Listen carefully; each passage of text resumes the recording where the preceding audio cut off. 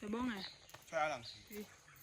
Ok, là nous sommes du côté de Yaoundé, plus précisément à Mébougou, pour installer le rucher sur la route, soit à Mébougou, pour installer le rucher de Papa Frédéric. Papa Frédéric, j'ai une question à vous poser. Est-ce que vous pouvez me dire ce qui vous a motivé à vouloir installer vos propres ruches? Donc quand j'ai vu la vidéo, comment M. Fombasso expliquait à une classe qu'il était en train de dispenser sur le terrain, et c'était dans la nature. Et directement, je me suis projeté dans ma tête à cet endroit. Créer votre propre rucher. Créer mes propres rucheries pour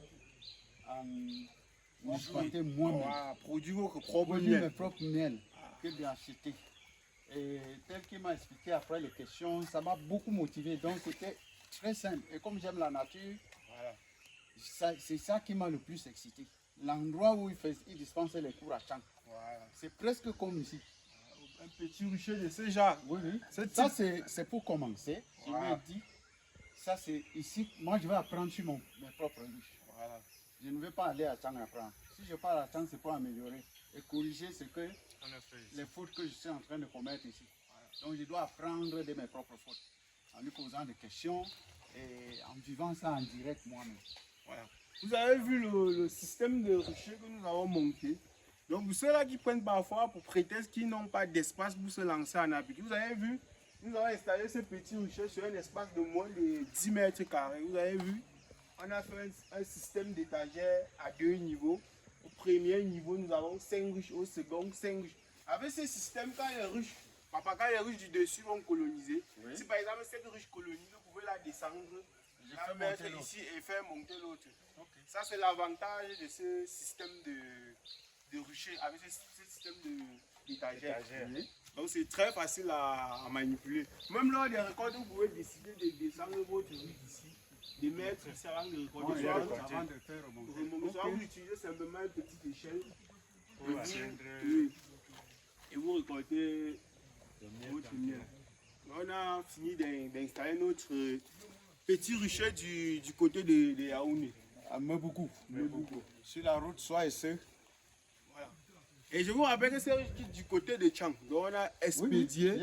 Donc vous savez qui peut réceptionner ça à une agence de transport expédiée par M. Fombasso. On a expédié. J'ai récupéré ça. J'ai ramené à la cabane qui est derrière le champ, qui est au champ là-bas. Et puis j'ai attendu le moment. Maintenant, on a programmé l'installation. D'ici maxi 2 semaines, on va avoir nos premières colonies ici. Déjà, les abeilles sont déjà là depuis.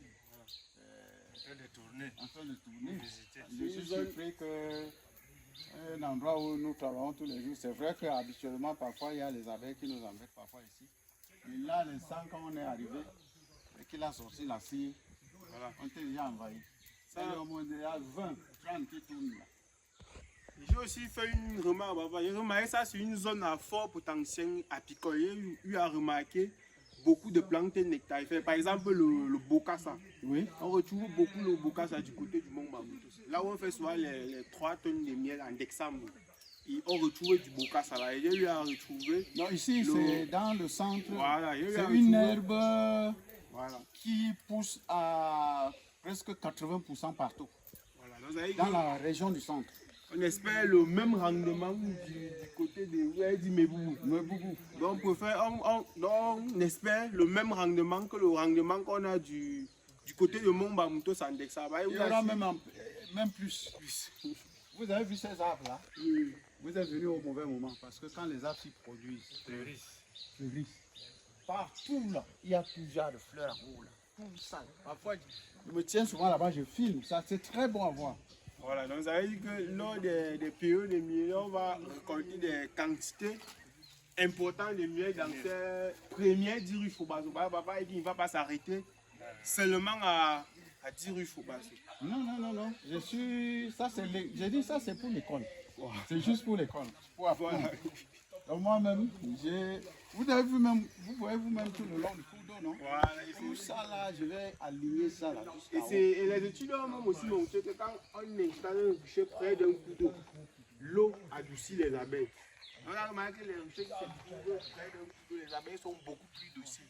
Et les abeilles qui se trouvent par exemple au sommet des côtes, là, il fait beaucoup plus chaud. Ils sont beaucoup plus agressifs par rapport aux abeilles qui sont près d'un coup d'eau comme vous. C'est pour ça que j'ai choisi de créer le rocher là où le coup d'eau passe tout juste à côté. On espère ici avoir un bon rendement. Voilà, merci. On va prendre